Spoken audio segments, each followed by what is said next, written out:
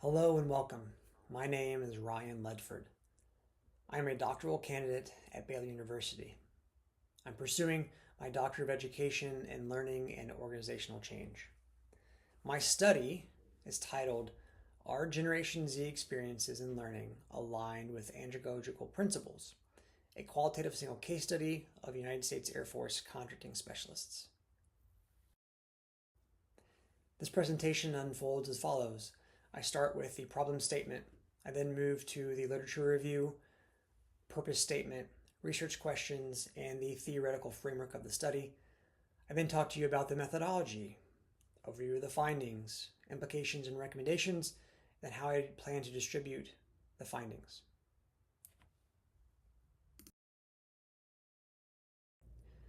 To start, my journey started in 2022. When I applied for this program, they asked, what do you want to focus on? What do you want to study? How do you want to apply what you've learned and what you will learn? And so it all started with the fact that I am an active duty Air Force member currently, and I'm in the contracting career field. And I've seen over my nearly 17 years in the Air Force some issues with our training, unfortunately. And that's where the problem starts. Outdated teaching methods are impacting Generation Z learners, which is negatively affecting enlisted Air Force contracting specialists. Next, a discussion of the literature review. Overall, I had four main themes in the literature. The first was Air Force contracting training and the structure of what that training is, from when they come into the Air Force through basic training, and then when they progress through their training and contracting. The next section of literature was the characteristics of Gen Z learners, and that tied directly to adult learners across sectors. Those two together yielded a wealth of information. The andragogy theoretical framework is in there, the nuances and the characteristics of adult learners, all the aspects of what they want, what they like, in various sectors in the military and education, all were yielded in those two sections. And then finally, adult training and the principles, practices, and pitfalls, the good of some programs and how they implemented andragogy and used those assumptions to support learners, and then some unfortunate pitfalls and different programs that did not support the learner in their training. Now that we know the problem and what literature says, the purpose of this qualitative single case study was to explore the alignment between andragogy and Gen Z enlisted United States Air Force contracting specialist descriptions of the learning experiences during upgrade training from 3-level to 5-level in a contracting squadron at an Air Force base on the East Coast of the United States. In short, what are Gen Z's learning experiences and what are their descriptions of those learning experiences, and do they align between andragogy and what they experienced? I used two research questions to really guide this study. First, how do Gen Z enlisted Air Force contracting specialists perceive the use of self-concept, prior experience, and motivation to learn during upgrade training from 3-level to 5-level? The second research question, how do Gen Z enlisted Air Force contracting specialists' description of upgrade training from 3-level to 5-level align with need to know, readiness to learn, and a problem-centered orientation to learning? I've mentioned this term andragogy quite a few times, and that is the theoretical framework of the study. Andragogy is adult learning theory, and Knowles et al. 2020 has the most current and recent version of andragogy. He started his work back in the 1960s and 70s, but the most current version today is what you see and what I will talk about here briefly. There are 6 assumptions for adult learning and adult learners. The first, and they're in no specific order, but the first on the screen is a learner's need to know. They really appreciate the why, the what, and the how of learning. Next, a learner's readiness to learn. What in their life, what responsibilities support or hinder their ability to learn? Next, self-concept of the learner. Is the learner Do they care about the amount of autonomy they may have? Do they want to be directed in their learning, or do they want to have some self-direction? Next, orientation to learning. Is the learner working through a problem-centered focus of the learning, or are they a conceptual learner, or are they working through a conceptual learning process? Next, prior experiences of the learner. Do the things in their past support the learning they're working through now? Can they connect what they've done in the past to what they're doing now? And last but not least, motivation to learn. What intrinsic motivations or extrinsic motivations support the learner in their progress? Now I will discuss the research methodology. I used a qualitative single case study approach to this research. Qualitative style because I wanted the experiences, the words, the information from the members directly, the participants. Single case study because it's a single site, an Air Force base on the East Coast of the United States.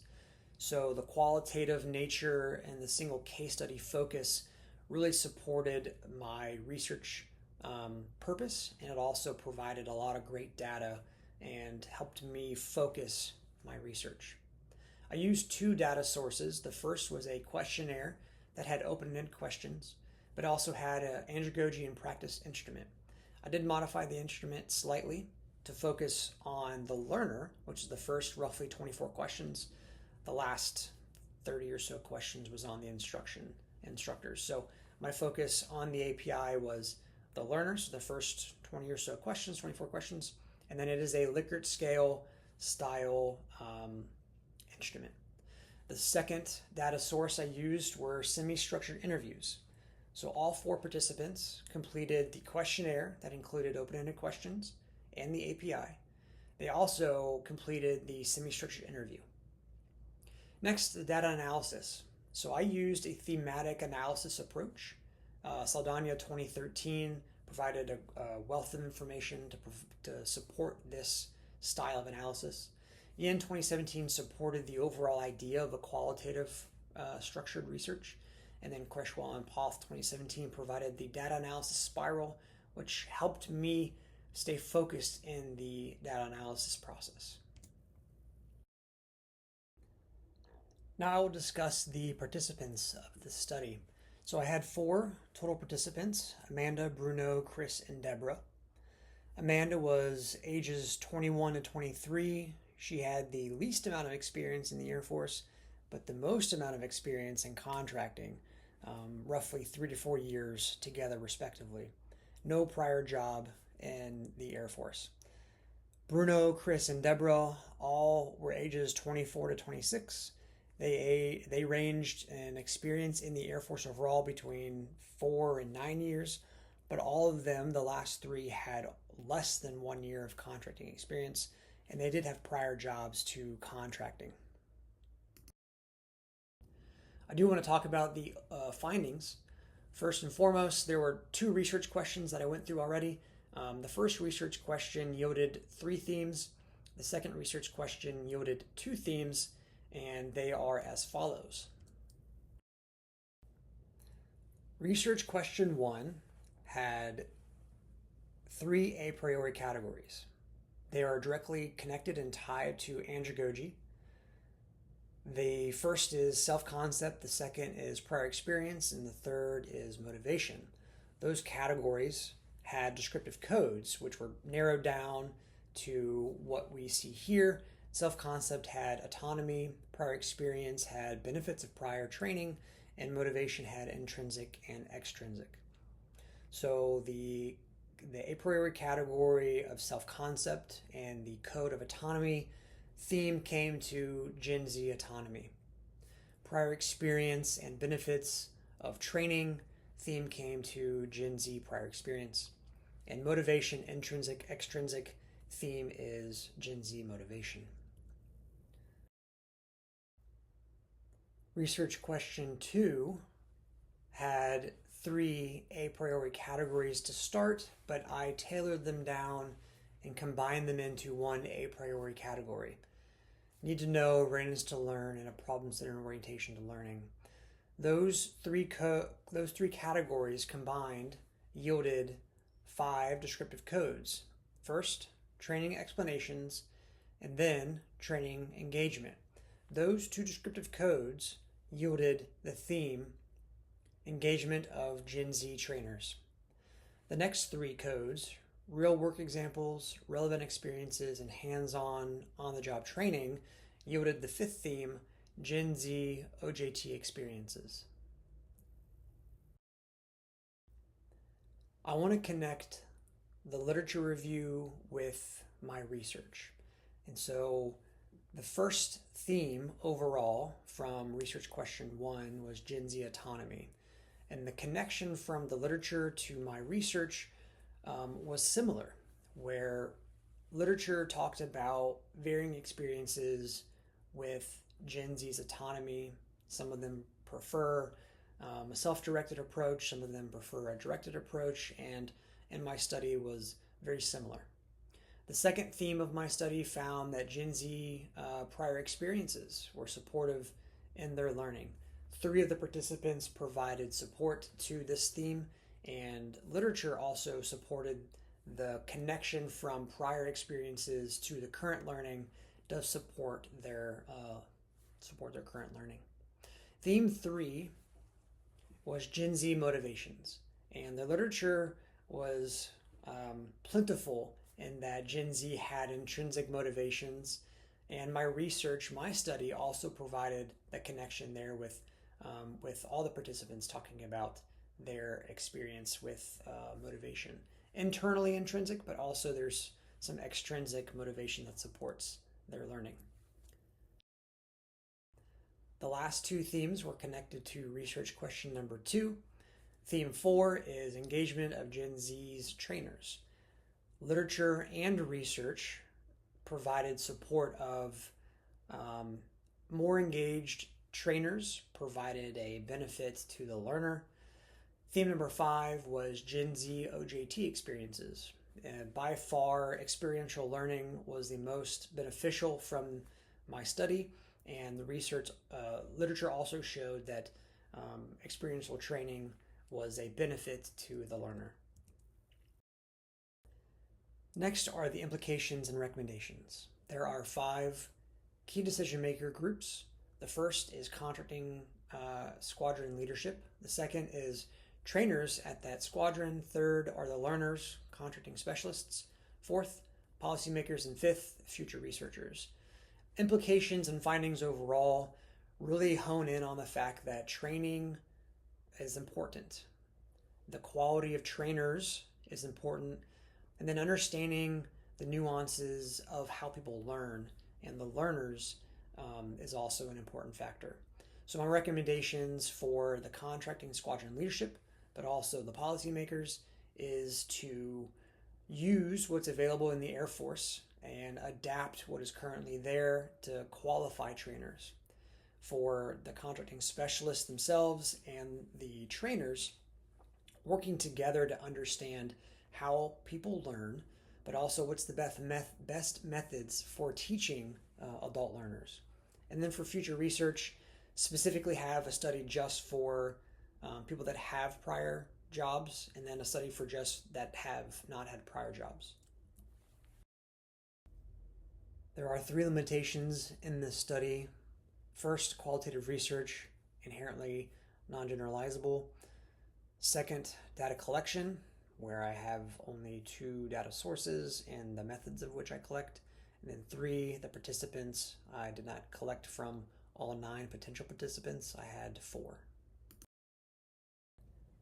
I plan to distribute my findings to the 4 key decision-making groups.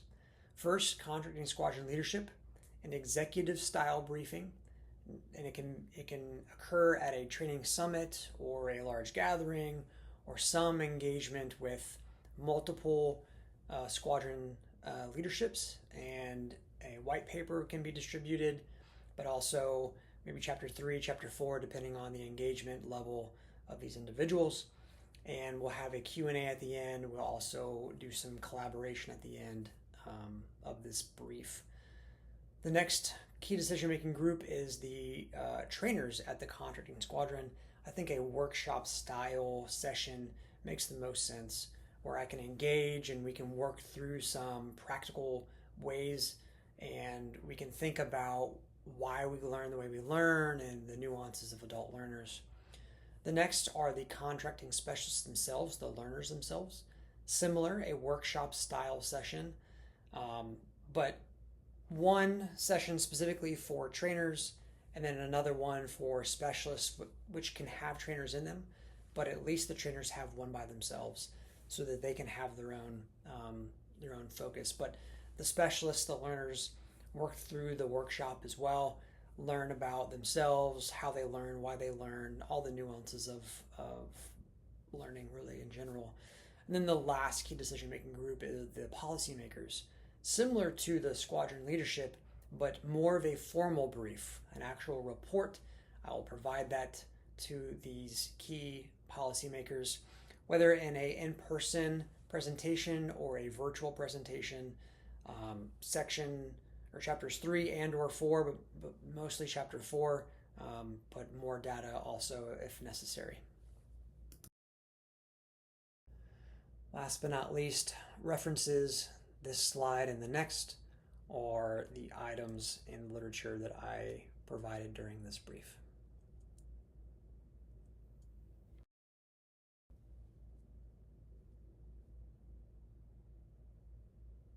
Thank you.